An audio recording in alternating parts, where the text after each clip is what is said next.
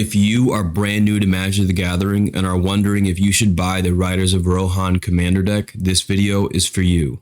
The first thing we always got to do is go over the commander for this commander deck, and the commander is Eowyn Shieldmaiden. She is a 5/4 first striking creature that says at the beginning of combat on your turn, if another human enters the battlefield under your control this turn, create 2/2 red human knight creature tokens with trample and haste. 2. Then if you control 6 or more humans, draw a card.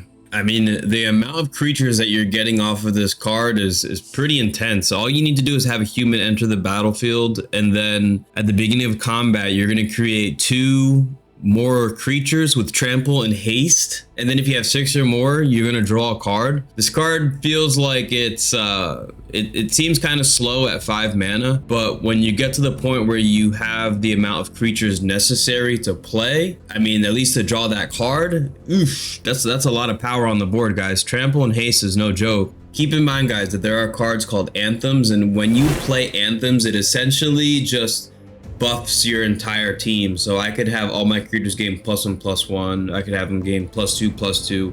And when you do that, you know, the 2/2s that you're making with Eowyn are actually 4/4s, right?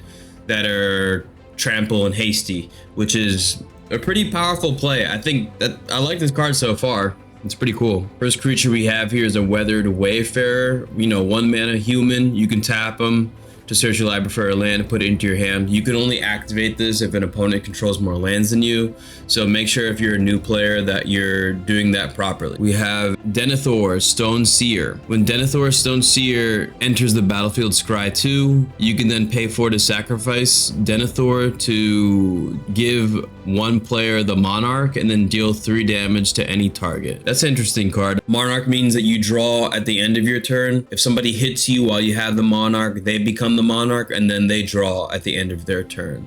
It's a good card. We have Harsh Mentor. Oh, I see where this deck is going. Whenever an opponent activates an ability of an artifact, creature, or land on the battlefield, if it isn't a mana ability, Harsh Mentor deals 2 damage to that player. So this is like a kind of like a taxi card where, oh, you're gonna do that, we'll take 2 damage. Oh, you're gonna do this, we'll take 2 damage. Those decks tend to make games go by pretty fast. We have the Humble Defector. Okay, we can play this human to tap him to draw 2 cards, and when we do that, target opponent is getting in control of the Humble Defector, so they can tap him and draw 2 cards. What I suggest when you play this card is to tell your opponent, okay, or ask people like, who wants to draw 2 cards? And then somebody's gonna say yeah. You'll then tap the Humble Defector, tell them that when I give you the Humble Defector, when you're done drawing 2 cards, give me the Humble Defector back. So that way you'll draw 2 cards, they get to draw 2, and then you'll draw, and then you can keep going that way back and forth. And it tends to work out pretty well for me when I play. Prince Amrahil the Fair. Whenever you draw your 2nd card each turn, create a 1/1 white human soldier creature token. Okay, I mean, that's gonna get you to those 6 creatures so you can draw a card. I'm not sure how good this deck is at drawing cards every turn for you to get that 2nd card draw every turn. With Eowyn in the battlefield, and if you're already at 6, that extra card draw from Eowyn will always trigger Prince. But, you know, now you're winning more because you already have 6 creatures, so you're just adding more creatures to the board. I mean, they can block technically, which is cool. It's a decent card. I mean, it's not bad. Archivist of Gondor. When your commander deals combat damage to a player, if there is no Monarch, you become the Monarch. Oh, so this is a Monarch deck. At the beginning of the Monarch's end step, that player draws a card. So they're gonna draw 2 cards to the Monarch trigger essentially because of this card. Okay, I wouldn't mind drawing 2 cards. Bastion Protector, great card. Commander creatures you control get +2/+2 and have indestructible. So we're talking about the buffs earlier. This only buffs your commander by +2/+2, which would be cool if it buffed your entire team, but it's still a pretty strong card. It gives your commander indestructible as well. We have Faramir, Steward of Gondor. Whenever a legendary creature with mana value 4 or greater enters the battlefield under your control, you become the Monarch. Another Monarch card. At the beginning of your end step, if you're the Monarch, create 2 1/1 white human soldier creature tokens. Essentially, you can play Faramir on turn 3, and then turn 5, you could play your commander and then gain the Monarch, and then create 2 1/1s and then draw a card as well. I like the way that these abilities are kind of stacking on top of each other. I think it seems pretty cool. Like, I don't think I've ever seen like a Monarch Precon before, but I think this is awesome. All right, we have Fiend Hunter, good card. Whenever it enters the battlefield, you can exile another target creature. When he leaves the battlefield, you have to return the exiled card back to the battlefield. Keep in mind that if you have a way to, as the Fiend Hunter enters the battlefield, if you can then exile a creature and then sacrifice the Fiend Hunter in response, that opponent's creature will be exiled and there's no way that they can get it back. We have a Frontline Medic. It says that whenever Frontline Medic attacks with at least 2 other creatures you control gain indestructible. You can counter a spell with X in its mana cost unless its controller pays 3 when you sacrifice the Medic.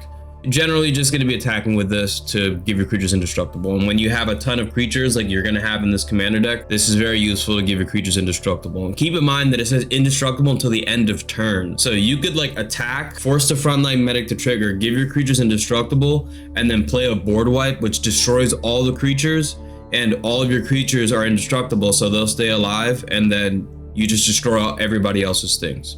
Game plays like that for a new player win games. They're very rude, but it's fun. We have Gilran. I'm not even gonna say that word. You can pay 2, tap, and exile another target creature you control. You may return that creature to the battlefield under its owner's control. If you don't, at the beginning of the next end step, return that card to the battlefield under its owner's control with a vigilance counter and a lifelink counter on it. Cards like this tend to just be strong in general. You know, enter the battlefield effects are really good inside Commander and Magic in general. So being able to pay 2 mana to exile a creature to just do that, you know, is always going to be something that's strong in the game. Yeah, this is a good card. We have we got Gimli. Double strike. Whenever another legendary creature enters the battlefield under your control, put a +1/+1 counter on Gimli. Whenever Gimli deals combat damage to a player, create a treasure token. So, you know, hopefully you're using anthems to buff your creatures because Gimli is a 1/1. I'm not too sure how many legendary creatures you're going to be playing to give too many +1/+1 counters to Gimli. He does have double strike, so every time he hits, you're creating 2 treasure tokens, which is pretty nice, regardless of the amount of damage that he's dealing. But I think it's a pretty cool card. You know, I think a lot of people are going to build commander decks out of this card. Theoden, King of Rohan. Whenever Theoden, King of Rohan, or another human enters the battlefield under your control, target creature gains double strike until the end of turn. Keeping in mind that Eowyn creates humans, this says whenever Theoden or another human enters the battlefield, you get to give a creature double strike. Keeping in mind that, you know, Eowyn's humans enter the battlefield, and you could just be like, all right, the 2 humans that enter the battlefield with trample and haste are now going to have double strike as well because they entered the battlefield with Theoden in play. This card right here, guys, is going to win you games. This is a good card. Verge Rangers. You may look at the top card of your library anytime. As long as an opponent has more lands than you, you can play lands from the top of your library. Cool. It's just value. You can pay 3 and then you can flash this in, or you can play this on your opponent's turn and you can untap all creatures you control. Yeah, this is a nice way to destroy your creatures, your opponent's creatures, when they're attacking into you during their turn, but I would take this card out of the deck. Aragorn, King of Gondor. When Aragorn, King of Gondor enters the battlefield, you become the monarch. Whenever Aragorn attacks, up to 1 target creature can't block this turn. If you're the monarch, creatures can't block this turn. Oh, wow. Yeah, I mean, anything that just makes your creatures unblockable is inherently just really powerful. This is another card that's going to win you games. Baragond of the Guard. Whenever Baragond or another human enters the battlefield under your control, creatures you control get +1/+1 and gain vigilance until the end of turn. Yeah, this is what I'm talking about, you know, buffing the creatures that you have, making your 2/2s with trample and haste a lot stronger, having so many creatures on the board, they gain vigilance so they don't even have to tap when they attack. Fantastic card inside this deck. This is really good. Depending on the rest of the cards we're going to see here inside this Precon, this deck is teetering on being really powerful right now. It's the cards synergize really well together right now. We have Boromir. Whenever Boromir enters the battlefield or attacks, you may look at the top 6 cards of your library. You may reveal a human or artifact from among them, put into your hand. Put the rest in the bottom of your library in a random order. Yeah, it's a good way to draw cards essentially. Find humans, put them in your hand. There's so many humans in this deck. Erkenbrand. Whenever Erkenbrand or another human enters the battlefield under your control, creatures you control get +1/+0 until the end of turn. Yeah, that's what I was saying. Just buffing the creatures so that when they attack, they do more damage instead of 2. Frontier Warmonger. Whenever one or more creatures you control attack one of your opponents, creatures you control gain menace until the end of turn. Menace meaning that your opponents need 2 creatures to block your 1 creature in order for them to block a creature. Inside this deck, this card's going to win games. Grey Host Reinforcements. Flying Ward 3. When Grey Host reinforcements enter the battlefield, exile target player's graveyard. You don't know how many times exiling graveyards will win you a game, guys. Put a number of +1/+1 counters on gray host reinforcements equal to the number of creature cards exiled this way. Yeah, I'm a fan of exiling graveyards. Lost Mark Captain. First strike, whenever this captain or another human enters the battlefield under your control, tap target creature an opponent controls. Oh, that's annoying. This card's really gonna win games. At the beginning of your upkeep, create a 1/1 human. Yeah, so essentially with this in play, an Eowyn and 6 and however many creatures, you're gonna put a human, 2 humans on the battlefield, and then you're gonna tap 2 creatures. The captain puts a human on the battlefield, which means you're gonna tap a creature, and then you're attacking with trample, hasting, unblockable, menacing, you know, creatures. This deck is really, it's going towards the category of being annoying and how strong it is right now. That's a good thing. You know, the Palace Jailer, when it enters the battlefield, you become the monarch. More monarch. When he enters the battlefield, exile target creature opponent controls until an opponent becomes the monarch. So you just get to exile something and then it's gone until you lose the monarch. We have the Selfless Choir flash, so you can play this on your opponent's turn. When Selfless Choir enters the battlefield, prevent all damage that would be dealt to you this turn. Whenever damage that would be dealt to you is prevented, put that many +1/+1 counters on the Selfless Choir. So if somebody's going to hit you for 20 damage, you can cast the Selfless Choir in response, and you'll take no damage, and then the Squire is going to get 20 +1/+1 counters. Eowyn, King of Rohan, double strike. Eowyn enters the battlefield with a +1/+1 counter on it for each other human you control. When he enters the battlefield, target player becomes the monarch, and you deal damage equal to its power to any target. When Eowyn enters the battlefield, target player becomes the monarch. Eowyn deals damage equal to its power to any target. Okay, so you can just like one-shot people depending on the amount of humans that you have on the battlefield. It's a double striking creature, so if this creature gained trample, it would be kind of devastating. It's a good card. I don't think I would keep it in the deck at least. Flame Rush Rider, when this attacks, create a token copy of another target attacking creature that's tapped and attacking. And depending on the type of creatures that we have with the enter the battlefield effects inside this deck, you're going to have another enter the battlefield effect as you attack with the Flame Rush Rider. Riders of Rohan, when Riders of Rohan enter the battlefield, create 2/2/2 red humanoid creature tokens with trample and haste. Cool, more. For 5 mana, you get 3 creatures. You're gonna have your commander in play, most likely one other creature. Riders of Rohan by himself will most likely fulfill that 6 creature requirement to draw a card. So this has dash, so you can play this and then put this back into your hand because of the dash cost, and then the next turn play it again, get 2 more creatures and put it back into your hand. I'm telling you guys, this is a good commander deck right now, dude. This is nice. The dash, and even the Flame Rush Rider before this had dash too. So, and that's gonna trigger your commander Eowyn to create more creatures. Yeah, man, that's a good ability right there, man. Perfect. Zealous Conscripts. This card goes infinite with Kiki Jiki. You'll literally just win the game on the spot if you put Kiki Jiki inside your deck with this card in your deck. Just keep that in mind, because when this enters the battlefield, you can gain control target permanent until the end of turn. So essentially make an infinite number of Zealous Conscripts because of Kiki Jiki, and then just attack everyone for infinite damage. Champions of Minas Tirith. When this enters the battlefield, you become the monarch. At the beginning of combat of each opponent's turn, if you're the monarch, that player may pay X, where X is the number of cards in their hand. If they don't, they can't attack you this combat. Nice, dude. That may or may not be a lot of mana to pay in order to attack you. So this is 6 mana, so it's kind of, you know, it's a lot of mana to play this card, but whatever. I like it. Dearly Departed. As long as Dearly Departed is in your graveyard, each human you control enters the battlefield with an additional +1/+1 counter on it. Yeah, so just a quick way to buff your creatures. This is a 6 mana flying 5/5, so this is a pretty big creature. You need this to go into the graveyard for it to give your creatures +1/+1 counters, and this costs 6 mana. I would take this card out of the deck. So we have an Earthquake, just a quick way to destroy your opponent's creatures. We have Path to Exile. Yeah, you just exile something. It's always a good card. Swords to Plowshares. Once again, exile something for 1 mana. Always a good card. For that word, create X/2/2 red human knight creature tokens with trample and haste. Whenever one or more creatures you control deal combat damage to one or more players this turn, you become the monarch. Okay, cool. So you're just always gonna be the monarch when you play this commander deck, because That's just the way this deck works. Lost to Legend. You can then put a target non-land permanent into its owner's library 4th from the top. Ooh, that card feels annoying. Like this whole deck seems like it's going to be. This deck is strong, guys. Sunset Revelry. If an opponent has more life than you, you gain 4 life. If an opponent controls 2 or more creatures, if an opponent controls more creatures than you, create 2 1/1 white human creature tokens. If an opponent has more cards than you, draw a card. For 2 mana, dude, that's not bad. For 2 mana, you get all those things. Okay, I'll take it. Unbreakable Formation. This gives your creatures indestructible. Supreme Verdict. Wow, guys, this is a real border wipe.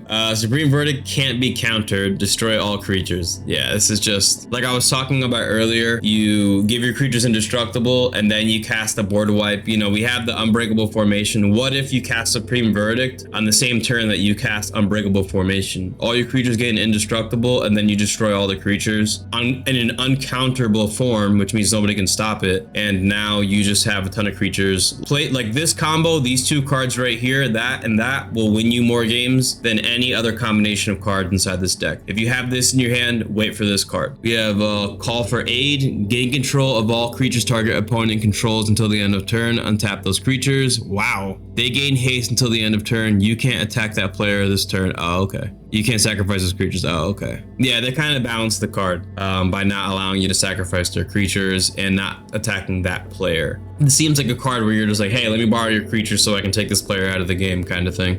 We have Increasing Devotion. Create 5 1/1 white humans. You can flash this back from your graveyard or cast this from your graveyard to create 10 humans. We have Taunt from the Rampart. Goad all creatures your opponents control until your next turn. Those creatures can't block. Cool. Goading meaning that you're forcing your opponent's creatures to attack your opponents. Visions of Glory. Create a 1/1 white human creature token for each creature you control. This does have flashback, which is going to allow you to do the same thing. And it costs X less, where X is the greatest mana value of a commander you own or on the battlefield or in the command zone. So technically, to flash this back, this is gonna cost you 5 mana. Now we're on to the artifacts. We have Soul Ring. Yeah, some people want that card to be banned. We have Wayfarer's Bauble. Good, you can pay 2 mana, sacrifice this, and then get another land. Arcane Signet, good. Talisman of Conviction, good. Talisman of Progress, good. Thought Vessel, great. Commander Sphere, cool. Crown of Gondor, what is this? Equipped creature gets +1/+1 for each creature you control. Good. Whenever a legendary creature enters the battlefield under your control, if there is no monarch, you become the monarch. This ability costs 3 less to equip if you are the monarch. Depending on the number of creatures you have on the battlefield, this can win you games, man. This is a good card. We have an Heirloom Blade, which is cool because inside this deck, if a creature you control dies and it's a human, you get to reveal cards off the top of your library until you find a human, and then that enters the battlefield. We have Herald's Horn. When you play this, guys, you're going to call humans, and then humans are 1 less to play. At the beginning of your turn, you get to look at the top card of your library. If it's human, that goes into your hand, and then you draw a card for turn. Door of Destinies is going to win you games, guys. Door of Destinies basically says when it enters the battlefield, you call human, and then whenever you play human, Door gets a charge counter. And then if you have 5 charge counters, each of your creatures are going to get +5/+5. If you have 10 charge counters, each of your creatures are going to get +10/+10. People will destroy this card when you play it. It's really good. Vanquisher's Banner. Choose a creature. Humans. Creatures you control get +1/+1. And then whenever you cast a human, you draw a card. We have Banishing Light. I would take this card out of the deck because we don't have too many enchantments inside the deck, so I would just remove this. We have, I see somebody just subscribed. Thank you, Jin Benar, for subscribing. We have Shared Animosity. Whenever a creature you control attacks, it gets +1/+0 until the end of turn for each other attacking creature that shares a type with it. Yeah, wow, guys. This commander deck right now, out of all the commander decks in this Lord of the Rings set, I'm telling you, will win. This is the best deck. This is the best deck. This deck has way too many ways to destroy your opponent's things and keep your things on the side of the board, and it has too many ways to buff your creatures and make them too strong. The Shared Animosity is just gonna one-shot people when you play that card. This is like, I play this and I win and that's it. That's such a good card. Marshal's Anthem. Creatures you control get +1/+1. One of the anthems I was talking about earlier. We have a Court of Ire. When it enters the battlefield, you become the monarch. If you're the monarch, you deal 7 damage to a player or permanent. It's a good card. Fealty to the realm, enchant creature. When it enters the battlefield, you become the monarch. The monarch controls enchanted creature, so you get to just steal one of your opponent's creatures with this card, and you give them monarch, which is cool, which you need or want in this deck. Oath to Earl. Create 2 1/1 white human soldier creature tokens. Okay, for 5 mana. I don't know if I really want that to happen. Create 2 2/2 red human knight creature tokens with trample and haste. Okay. Put an indestructible counter on 1 human you control, you become the monarch. Yeah, I would have liked for this card to read, create 2 1/1 white human soldier creature tokens, you become the monarch, and then everything else to happen. I think that this card costs way too much for what it's asking you to do. If you have the opportunity to take this card out of the deck, I would, because I feel like at 5 mana, you could just play your commander and like absolutely change the entire course of the game, whereas this just feels like I would just rather play a card that costs 1 mana that puts 2 creatures on the battlefield, you know? It feels like this is too much mana for that. Battlefield Forge, cool. Clifftop Retreat, I see no more 2 colored lands, good. Port Town, do we have a Rogue's Passage? Okay, so Rogue's Passage says that when you tap this, you can give a creature you control unblockable. I think every one of these precons has a Rogue's Passage inside there. This card wins games, man. It just makes your creatures unblockable.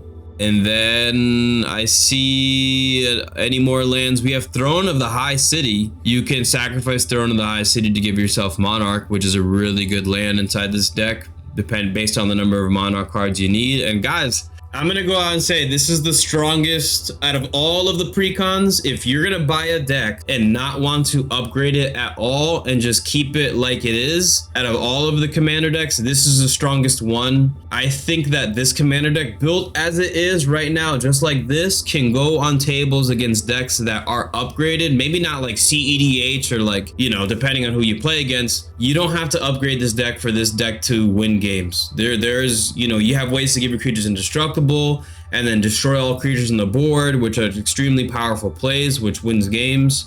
And you have a lot of ways to buff your creatures to then attack, to deal a ton of damage to win the game. I think this commander deck, if I had to rate this out of 10, I would rate this a 9.5 out of 10. Not a 10. I'm telling you, this commander deck, out of all the ones, if you're looking to buy a deck and you want a deck that's just strong and you don't want to upgrade it at all, and just to own this deck right here, this is a good value for your money. This is very well built and it's very powerful. Okay, so I hope you enjoyed this video. If you like this video, you can like this video and you can subscribe as well, because all the content on this channel is designed to make new players better at Magic the Gathering. If you want to see the reviews for the other commander decks, you can click on the playlist right over here. And also keep in mind that we do have a Discord as well, where I play against people in the Discord in games of Commander, and sometimes we get those videos up on the channel. Whenever I end these videos, I always say the same thing. Always remember, eat healthy, okay? Work out every single day. Most importantly, you guys gotta remember to believe in yourself, all right? Peace out, people.